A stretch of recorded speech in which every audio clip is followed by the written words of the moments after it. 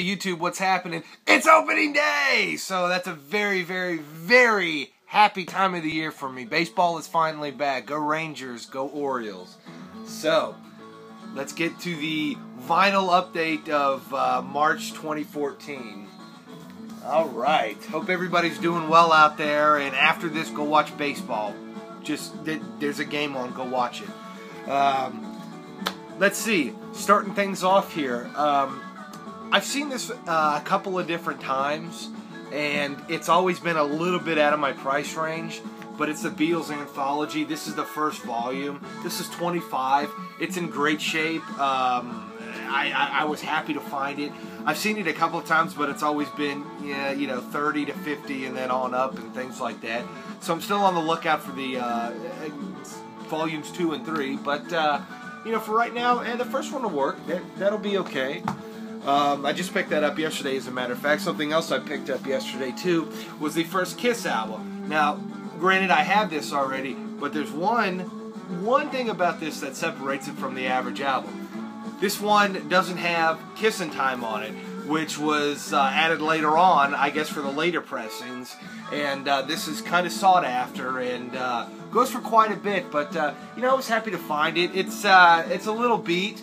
But the record's in okay shape. But, you know, again, it's, you know, for it to be a first pressing and all that and not have the one song on it, you know, that was cool. I was okay with it. One I paid $1 for. Johnny Cash. This is the sound of Johnny Cash. So I was definitely happy to get that. Record is in really good shape, and don't know why it was $1, but I guess they wanted to move inventory. Something that I've been looking for a little bit and was definitely happy to find it at a great price and great condition was the Bee Gees' first album with the absolutely amazing tune that kicks off side 2, New York Mining Disaster 1941. That's a fantastic song. Just really, really great stuff. I was definitely happy to find that. What I've got playing right now, the Allman Brothers, The Road Goes On Forever. This is such a good greatest hits. You know, greatest hits are kind of, you know, a dime a dozen a little bit, but you know, occasionally you get those ones, you know, like Hot Rocks or Weird Scenes Inside the Gold Mine by the Doors that are just, you know, really, really great, and they kind of focus on the hits and also some obscure stuff and B-sides. Album cuts, all that, and this is no exception. This is a great record. Really, really, really cool stuff. I like that a lot. All right. Kind of an upgrade copy. 9/10 of all of this stuff that I'm going to show next, I got on trade. I traded some stuff in and got some store credit, and then I did some trading and some selling of records and things like that with Chad, and got quite a bit of cool stuff out of it. And without any further ado, this is an upgrade copy. This is, of course, Let It Be, and you know, the copy I have, the cover's real worn, and the record, I think, I don't remember what tune, but one of them skips, but that's an upgrade copy for me, so definitely happy to find that. This is a band that I've never heard of, and it's called Cat Mother and the All Night Newsboys, and it was produced by Jimi Hendrix. I haven't listened to this yet. I know nothing about this, but it had written on the sleeve, produced by Jimi Hendrix. So I said, for $5, you know, hey, I'll give it a shot. I haven't listened to it yet, but I'll let anybody know. The Blues Image, Open, and this, of course, has got Ride Captain Ride, which was their big song. So I was happy to find that. Let's see. The Guess Who, the Greatest Hits. So I remember my dad had this on cassette, and I remember, you know, hearing this and listening to this specific album as a kid. So, you know, I figured for $1, you know, bring back old memories. Why not? That'd be cool. So, all right, let's see what else. All right, Crosby, Stills, and Nash, Daylight Again. You know, I really like the tune Southern Cross. The rest of this album is kind of spotty at best, but you know, Southern Cross is a great song, so happy to find that. Another one I paid, I think 50 cents for, Jethro Tull, War Child. This album's terrible, but this, that completes my Jethro Tull collection of the 70s, so, you know, I was happy to do that, finally. I was holding off on that album. You see it all the time, and I could wait on it, and it was like 50 cents, record's in good shape, I'll jump on it, why not? Now, this is a cool band from Ohio. called Glass Harp. And John Cale played on their first record. I think this is their second album. I'm not sure, but it's self-titled Glass Harp. It may be their first. But this is really, really good. I really like this a lot.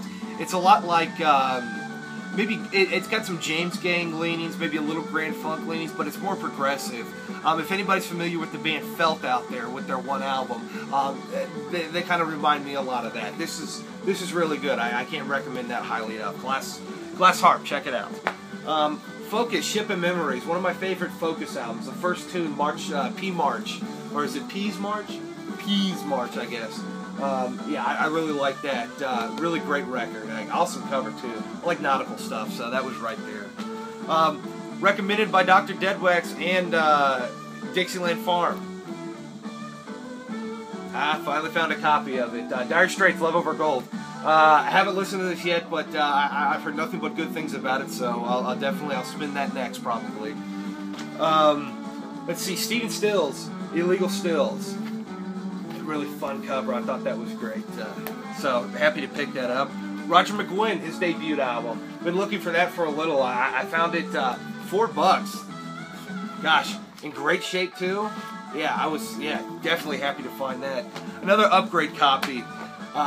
One of my favorites by this band, Grand Funk Railroad, Born to Die. Now, when you think of Grand Funk Railroad, you think of, the radio stuff, but go back and check out their early stuff, and then their later period. This is right before they put out that album that Frank Zappa produced, Good Singing, Good Playing. They put out Born to Die. Born to Die is a great record. Really, really somber, really, maybe progressive almost, leanings, but it's really, really good. I've always enjoyed that record. It's a great album. So, alright, more stuff that I got in store credit. Zappa, Them or Us. This is his 80s stuff. I got it because, I had store credit and I was like, well, yeah, I wouldn't find it a whole lot, but I was like, I'll pick this up. I don't have it. And it kind of go on with that, The Perfect Stranger by Zappa as well. So, it was okay.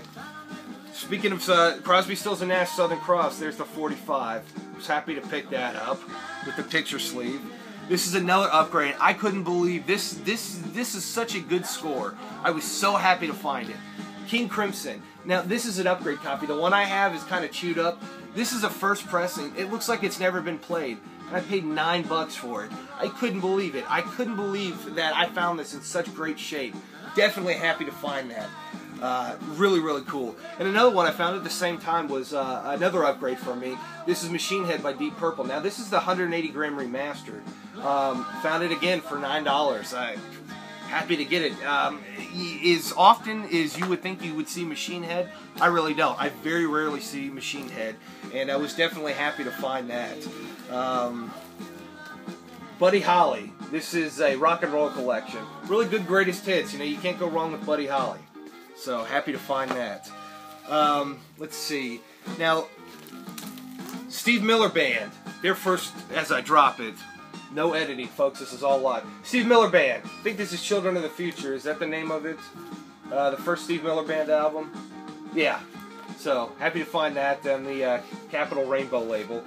So, that was cool. Alright. Now, these next couple of ones... they've had for a little while, and they've always been a little bit out of my price range. But recently, they got the store I go to got a bunch of Dylan bootleg vinyl in, and I think they're at the point now where they've got so much of it. I mean, probably they have. If I had to go out on a limb and guess, they probably got around 30 or 40 bootleg Dylan records, and they're all variously priced from $15 all the way up to some are $100. No Ten of Swords or anything like that, but some really cool ones. And they started marking the ones that they've had for a little while. They started marking them down. So I jumped on it. Dylan, Melbourne, Australia. This is really, really cool. This is the enigmatic story of a boy and his dog. I thought that was such a fun cover. This has only got a couple of songs on it. Fourth time around, Visions of Johanna. And then the second side is It's All Over Now and Desolation Row. But this is Australia 66. I was definitely happy to find that. I thought that was awesome. Bob Dylan in the Band, Royal Albert Hall, 1966. Couldn't believe it when I found this. I've been wanting this on vinyl for a long time. and I couldn't believe that I got it. Now, this is not the complete show, but it sounds great. It's a soundboard quality, of course. Tell Me Mama, I Don't Believe You, Baby Let Me Follow You Down, Just Like Tom Thumb's Blues, Second Side, Leopard Skin Pillbox Hat, One Too Many Mornings, Ballad of a Thin Man Like a Rolling Stone. Couldn't believe I found this. And, you know, at a great price, too. They significantly marked them down. Almost giving them away. I mean, they've got so much inventory, they're kind of cutting down. And, yeah, I was definitely happy to get it. Alright, I'm not a huge eBay shopper, so to speak, but, I kind of got tired of not having this in my collection and wanting to listen to it, and it was The Byrds Untitled. So I looked on eBay. I found a promo copy, which I'm a huge fan of promo copies. It's just one of those things I love collecting is promos. And I found this for $4 with shipping. I was a little skeptical on it, but the seller had good ratings and it said the record was in very good condition. I got it. The jacket was really good. It's got the promo sticker there and the one up there. And I got it and played it, and the record plays beautifully. $4, free shipping. Definitely happy to have it. So that completes my Byrds collection. Absolutely beyond excited to get that. Another one promo I found for just a couple of bucks.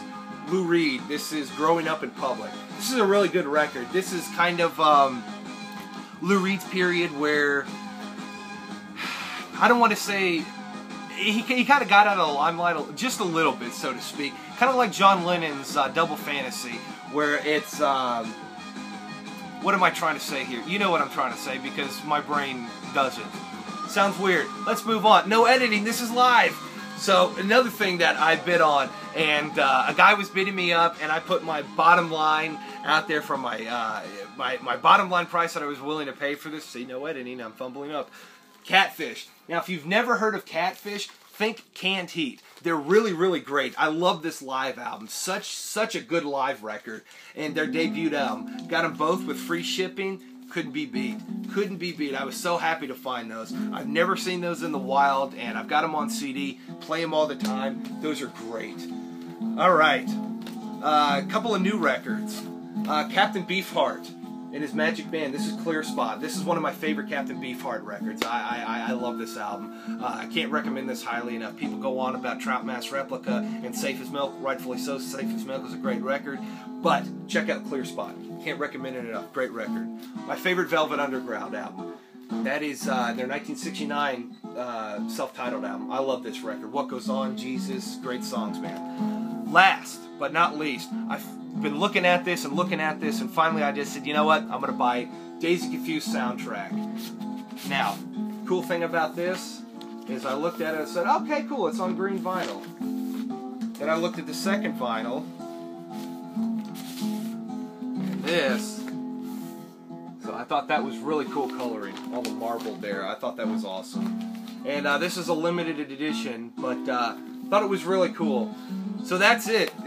March was a huge month for finding stuff, and needless to say, I don't think I'll be participating in Record Store Day. There's really nothing there that I see that I really want. The Grateful Dead show from '79 I could care less about.